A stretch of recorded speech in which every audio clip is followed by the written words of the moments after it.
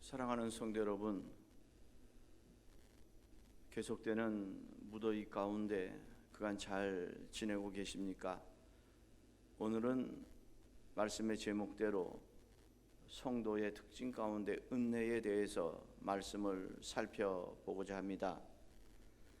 우리가 교회 안에서 그리고 또 삶을 살아가면서 가장 많이 쓰는 말 중에 하나가 은혜라는 말이 아닌가 생각됩니다. 예를 들면 오늘 찬양대의 찬양 정말 은혜로웠습니다. 오늘 목사님 설교 말씀 정말 은혜로웠습니다. 은혜 많이 받았습니다. 등등 이런 말들을 우리는 많이 사용하고 있습니다. 그러면 여기서 말하고 있는 이 은혜 받았다라고 하는 은혜라고 하는 그 말은 과연 무슨 뜻일까? 보편적으로 볼 때 이 말은 좋았다라고 하는 의미로 사용되는 것 같습니다. 그래서 이 은혜라는 말이 성경에서는 어떻게 쓰여져 있는지 오늘 말씀을 살펴보고자 합니다. 먼저 구약 성경에서 은혜라고 가장 많이 번역된 히브리 단어는 헤세드라고 하는 말입니다. 이 뜻은 선함, 친절, 그리고 경건이란 뜻을 가진 단어로 사용되었습니다. 그리고 신약 성경에서 은혜라고 번역된 단어는 헬라어 카리스인데 이 말은 보상을 바라지 아니하고 베풀어진 호의, 공적을 따지지 않고 주는 호의, 무언가를 구하지 않는 호의 등으로 사용되고 있습니다. 그러니 은혜란 한마디로 나에게 그 어떤 대가 없이 주어지는 호의 혹은 선물이다, 이렇게 우리는 말할 수 있습니다. 앞서도 말씀드렸듯이 우리가 신앙생활하면서 쉽게 들을 수 있고 또 보편적으로 쓰는 용어가 바로 이 은혜라고 하는 말입니다. 은혜라고 말할 때 성도들은 자신에게 감동이나 깨달음이 있는 경우 주로 사용하고 있습니다. 보편적으로 사용되는 말로 쉽게 받아들일 수는 있지만 좀 더 구체적으로 설명한다면 하나님에 대해서 그리고 인간에 대해서, 즉 자기 자신에 대해서 깨닫게 되는 것을 말하고 있습니다. 즉 하나님이 어떤 분이시며 또 하나님의 성품은 어떠하시며 또 하나님께서 어떤 일을 행하셨는가를 믿게 되고 또 자신이 얼마나 하나님 앞에 큰 죄인이며 하나님의 용서와 구원을 받을 자격이 없는 그런 존재임에도 불구하고 조건 없이 베풀어 주시는 하나님의 사랑에 대한 깨달음이다 라고 하는 것을 의미하고 있습니다. 그러기에 성경을 보면 하나님의 임재와 자신이 죄인임을 깨달은 사람들에게 나타나는 현상은 바로 관점의 변화입니다. 다시 말하면 은혜를 받은 사람은 자신에게 일어난 일을 해석하거나 사람을 바라보는 생각이 달라진다라는 것입니다. 즉 깨닫게 되면 전에는 고통스럽고 원망스러웠던 일들이 모두 다 나에게 향한, 우리에게 향한 하나님의 사랑이었다 하는 것을 고백하게 됩니다. 그래서 자신의 실패와 상실로 인한 상처와 그 아픔들 때문에 괴로워하고 원망하였지만 은혜를 경험하고 나면 바로 그것 때문에 자신이 더 하나님께 가까이 나아가게 되었고 자신의 모습을 더 정확하게 알 수 있게 된 계기가 되었다라고 하는 사실을 받아들이며 고백하게 되는 것입니다. 그래서 고난이었지만 감사하게 되고 평탄하고 복된 삶이었지만 교만하지 않고 더 큰 섬김과 봉사하는 모습으로 섬김의 삶을 살게 되는 것입니다. 이제 은혜라는 단어가 어떤 의미인지 좀 이해가 되셨는지 모르겠습니다만 한마디로 하나님의 사랑을 깨닫는 것을 은혜다, 이렇게 이야기할 수 있습니다.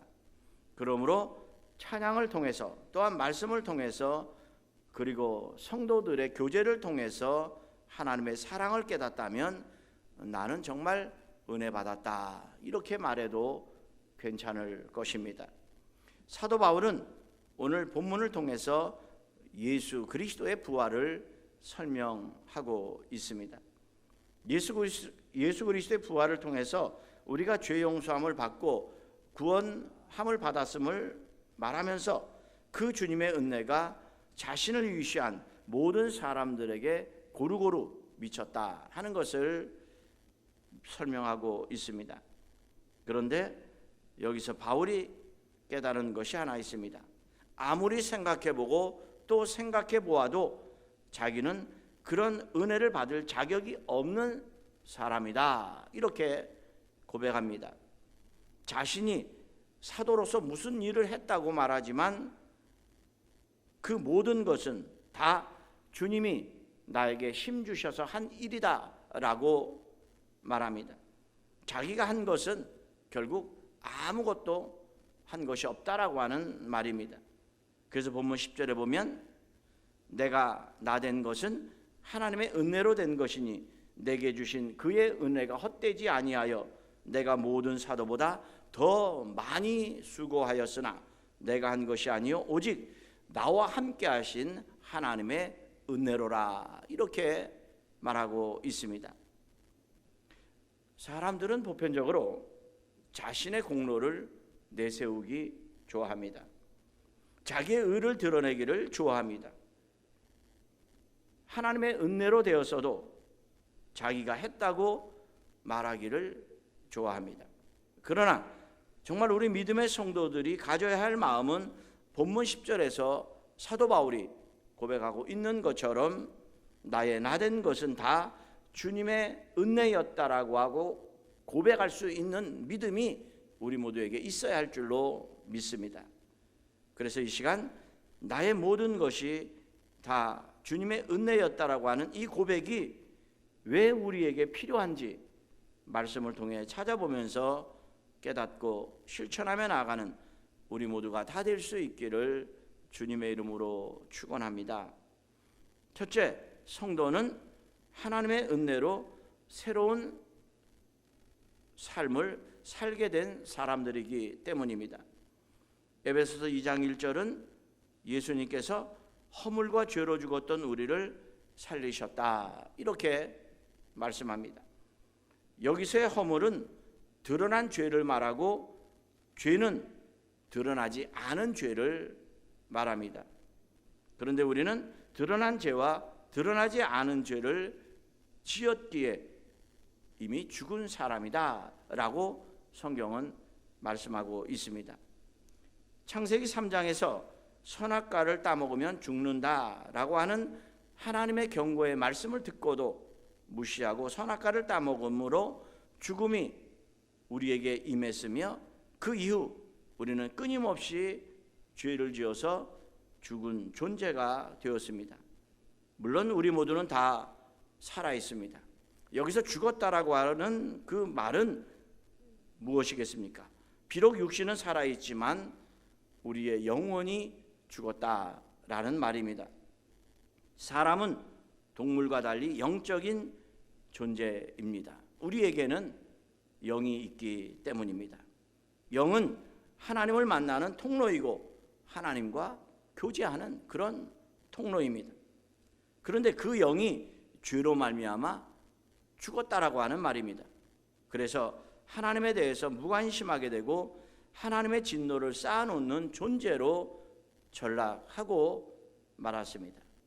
그런데 예수 그리스도께서 십자가에 죽으시고 부활하심을 믿는 모든 사람은 죄가 용서함 받아 영이 살아남으로 하나님의 뜻을 따라 가게 되는 것입니다.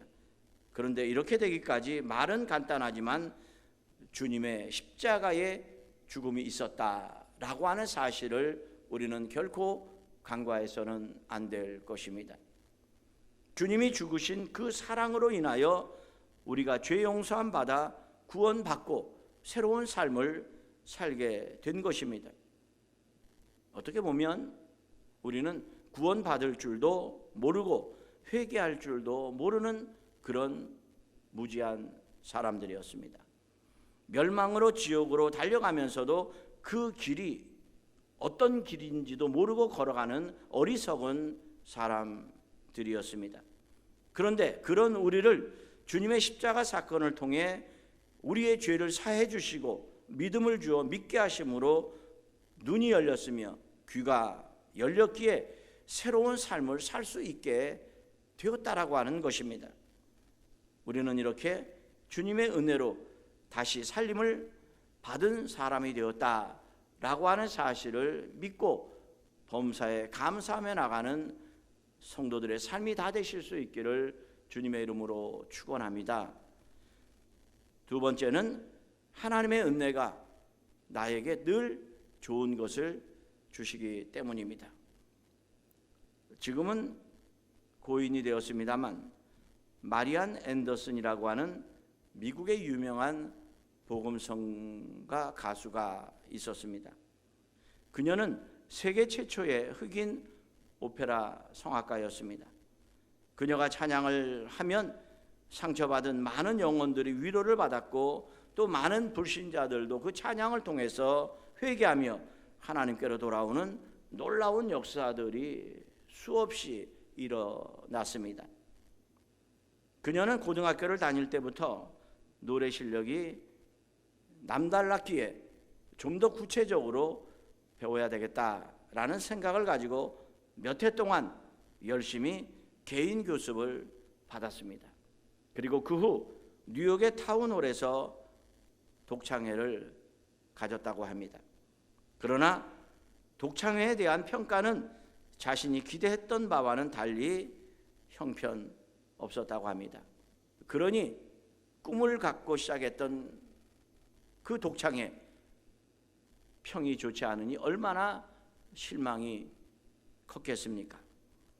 그 일로 시리에 찬 앤더슨에게 어머니가 이렇게 말했다고 합니다. 사랑하는 딸아, 하나님의 은혜가 위대함보다 먼저 있어야 한다는 사실을 너는 꼭 알기를 바란다.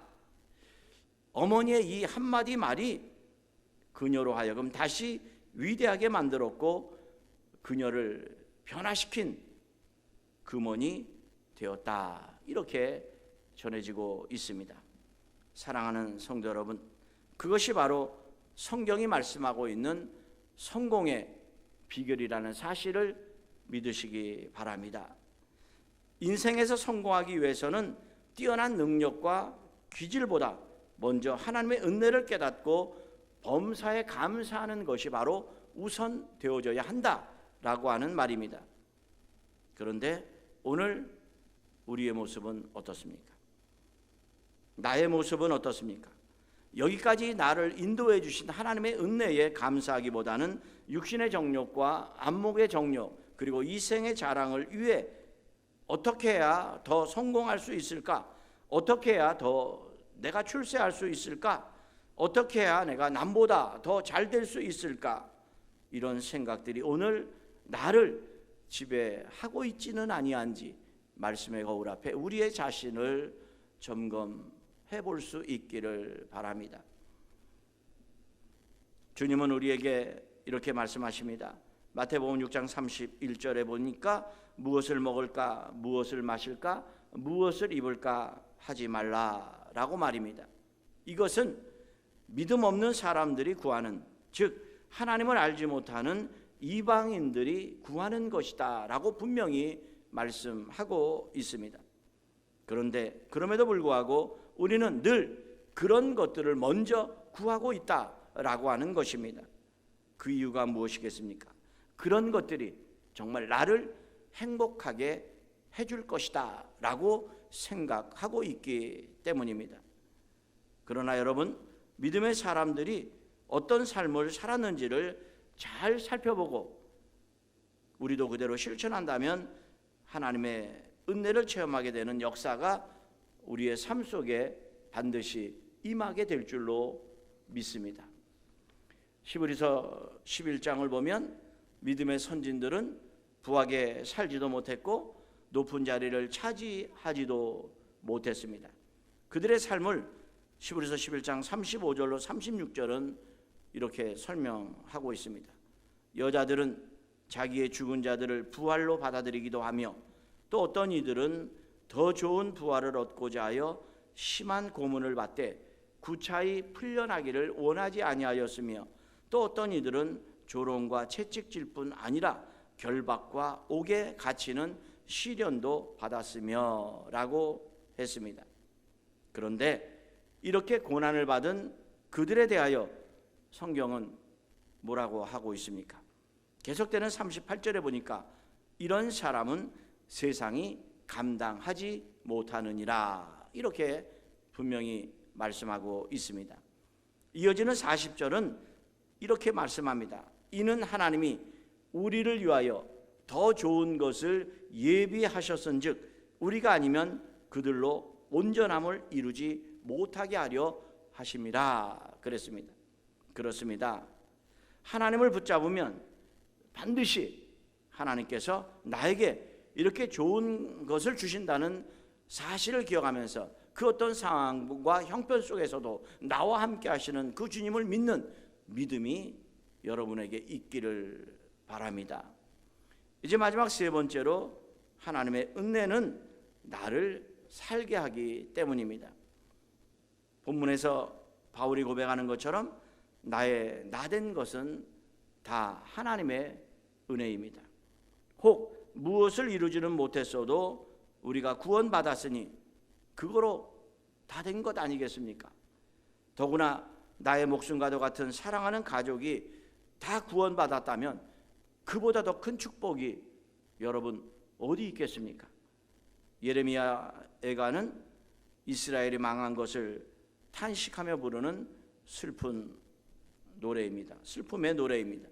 그런데 예레미야 애가 3장 22절로 24절을 보면 예레미야는 이렇게 노래하고 있습니다. 여호와의 인자와 긍휼이 무궁하심으로 우리가 진멸되지 아니함이니이다. 이것들이 아침마다 새로우니 주의 성실함이 크시도소이다. 내 심령에 이르기를 여호와는 나의 기업이시니 그러므로 내가 그를 바라리라 하도다 라고 말입니다. 비록 나라가 망했어도 그들은 회복을 바라봅니다. 하나님이 자신들을 반드시 살려주실 것이다 라고 하는 사실을 바라보고 있습니다. 왜 그렇겠습니까? 그들은 하나님의 은혜를 기억하고 있기 때문입니다. 사랑하는 성도 여러분, 나에게도 이런 하나님의 은혜가 있다는 사실을 믿으시기 바랍니다. 세상 모든 것이 다 나를 배반하고 떠난다 할지라도 하나님의 은혜는 결코 나를 떠나지 않기 때문입니다. 그 은혜가 결국 나를 살릴 뿐만 아니라 나로 하여금 살게 해주는 원동력이 되기 때문입니다. 이러한 주님의 은혜가 오늘 여러분의 삶 위에 있음을 믿으시기 바랍니다. 우리는 이렇게 하나님의 은혜로 사는 존재들입니다. 이 사실을 꼭 기억하면서 받은 바 은혜에 감사하며 나아가는, 그래서 하나님의 은혜 가운데 영육간의 풍성한 삶을 살아가는 우리 모두가 다 될 수 있기를 주님의 이름으로 축원합니다. 기도하시겠습니다. 사랑과 긍휼이 풍성하신 아버지 하나님, 연일 계속되어지는 코로나19 확진 증가로 인해서 대면 예배를 드리지 못하고 비대면으로 예배를 드리고 있습니다. 사랑하는 성도들 늘 건강 지켜주시고 가정에서 또 있는 그 처소에서 하나님을 예배하는 것만큼은 최선을 다할 수 있도록 하나님 믿음의 믿음을 더하여 주옵소서. 예배의 성공자는 인생의 성공자라는 사실을 기억하면서 어떠한 상황과 형편 속에서도 하나님의 영광을 위해서 예배하는 모든 성도들 될 수 있도록 도와주옵소서. 또한 간절히 바라옵기는 무더운 날씨가 계속 되고 있습니다. 더위로 인해서 건강해지는 일 없도록 사랑하는 성도들 다 건강하게 지켜 주옵소서. 모든 것 감사드리며 축복하며 예수님의 이름으로 기도드리옵나이다. 아멘.